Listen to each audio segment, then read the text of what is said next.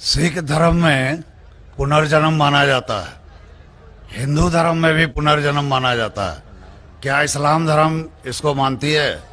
मैं प्रितपाल सिंह सिलीगुड़ी से आया हूं, आपसे जिज्ञासा रखता हूं। भाई साहब ने सवाल पूछा है कि सिख धर्म पुनर्जन्म में मानता है, हिंदू धर्म मानता है, क्या इस्लाम धर्म मानता है। भाई साहब आप लेट आए जरा इधर। नहीं, सवाल जो आपके पहले सेशन से है क्या? आपने तकरीर में इसका जवाब दे दिया है, लेकिन फिर भी जिज्ञासा है। तो मैंने पूरा जवाब दिया। किस पॉइंट पे जिज्ञासा है आपको? क्या मैंने कहा पुनर का मतलब नेक्स्ट, जन्म मतलब बर्थ, नेक्स्ट बर्थ। इस्लाम भी इसमें मानता है कि इस दुनिया के बाद हम नेक्स्ट दुनिया में आएंगे। ये वेद कहता है, इसमें मुझे कोई डाउट नहीं, कोई शक नहीं। लेकिन ये जो वजूद में आया संस्कारा, इसका जिक्र वेद में नहीं है। ये हिंदू पंडितों ने कहा संस्कारा के बारे में, क्योंकि वो ये नहीं समझा सकते थे कि लोग क्यों गरीब पैदा होते, क्यों लाचार पैदा होते, क्यों कंजेनिटल हार्ट से। तो ये नहीं पता होने की वजह से फिलॉसफी वजूद में आई। लेकिन वेद में सिर्फ लिखा है पुनर्जन्म, जो कुरान में लिखा है, सिख धर्म में लिखा है, कि मुझे कोई एतराज नहीं। लेकिन ये मानना कि बर्थ फिर डेथ फिर बर्थ फिर डेथ फिर बर्थ फिर डेथ, ये साइंटिफिकली मुमकिन ही नहीं है। I can give you another quotation why it's not possible. आप समझ रहे ना? तो किस लॉजिक पे आप संतुष्ट नहीं है? मैं आपसे ये जानना चाहता हूं कि जैसे सिख धर्म में ये माना जाता है कि किसी व्यक्ति की मृत्यु हुई है, वो कहीं ना कहीं फिर जन्म लेगा। क्या इस्लाम इसको मानती है? नहीं, कहीं ना कहीं ने सिर्फ एक जगह लेंगे, आखिरी नेक्स्ट जिंदगी। और यही सही मानों में वेद में लिखा है, पुनर्जन्म नेक्स्ट जिंदगी। कहीं ना कहीं यहां पैदा हुआ, अमेरिका में करेंगे, बिल्कुल किधर भी वेद में नहीं लिखा है। वेद में कहीं नहीं लिखा है। ये पंडितों ने अपनी तरफ से पेश किया है। पुनर्जन्म जो कुरान में है और वेद में है, उसके मानी नेक्स्ट लाइफ, ये हम मानते हैं। लेकिन कहीं ना कहीं यहां लेगा नहीं, एक ही जगह आखिरत में। और क्योंकि साइंटिफिकली ये लोग जो कहते संस्कारा, क्या आप अच्छे काम करेंगे तो आप स्वर्ग में जाएंगे, ना अच्छे काम करेंगे तो अगले जन्म में आप इंसान बनेंगे, बराबर कि नहीं?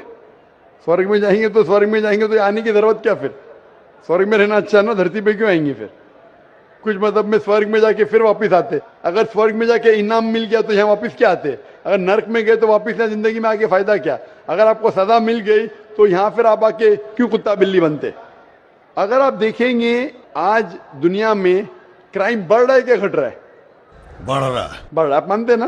मैं भी मानता हूँ। ये जो फिलोसफी संस्कारा की, अगर बुरे काम करेगा इंसान तो अगले इसमें वो बनेगा लेस, अच्छे काम करेगा तो बनेगा इंसान। क्राइम जब बढ़ रही है, इंसान की तादाद बढ़ रही है क्या घट रही है? मेरे समझ से तो घटनी चाहिए, लेकिन नहीं घट रही है। उसका मतलब लॉजिक गलत है ना आपकी? जी हाँ। बराबर, तो ये लॉजिक है ना। आप मान गए तो कबूल करो। अभी जो पुनर्जन्म है वेद में, सिखिज्म में, इस्लाम में यकसा है। क्या अगले बार जिएंगे, एक बार मरेंगे, अगली बार आपका हिसाब किताब होगा, डे ऑफ जजमेंट। और फिर आप हिसाब किताब के हिसाब से जैसे आपने अमाल किए, जैसे आपने कर्म किए इस दुनिया में, उस तरीके से आप स्वर्ग या नरक में जाएंगे। Hope the answer the question. अब हम चलते हैं माइक नंबर 3 पर। वहां पर अगर कोई गैर मुस्लिम भाई मौजूद हैं तो अपना सवाल कर सकते हैं। माइक नंबर 3 से। আমি গৌতম কুমার সিংহ বলছি, বসরা থেকে এসেছি, উত্তর দিনাজপুর জেলা করণদিঘি থানা থেকে। আমার প্রশ্ন হচ্ছে, মুসলমান হলে কি গোমাংস খেতেই হবে? মানে ব্যাপারটা হচ্ছে, এই প্রশ্নটার উত্তর আমি আগে পেয়ে গেছি। দ্বিতীয় প্রশ্ন হচ্ছে, মুসলমান হলে কি খাতনা করতেই হবে?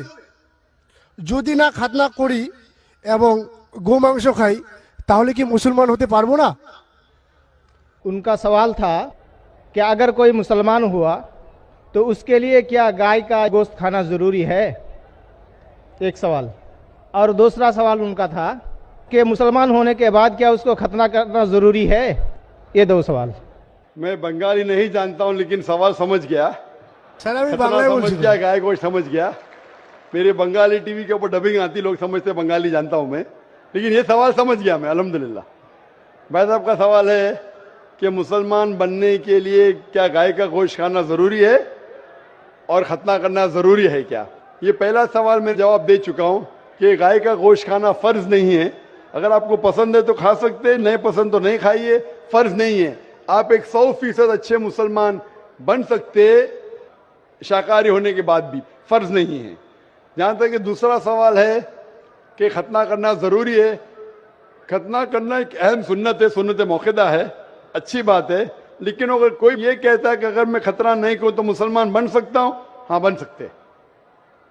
खतना करना अच्छी बात है, उससे कई फायदे हैं। मैं मेडिकल डॉक्टर हूं, उससे कैंसर ऑफ पीनस नहीं हो सकता है, उसमें फाइमोसिस नहीं हो सकता है, कई अच्छी चीजें हो सकती है, कई फायदे हैं। लेकिन फिर भी अगर कोई इंसान डरता है और कहता है कि मैं खतने की वजह से अगर इस्लाम नहीं कबूल करना चाहता हूं, क्या मैं इस्लाम कबूल कर सकता हूं? कर सकते।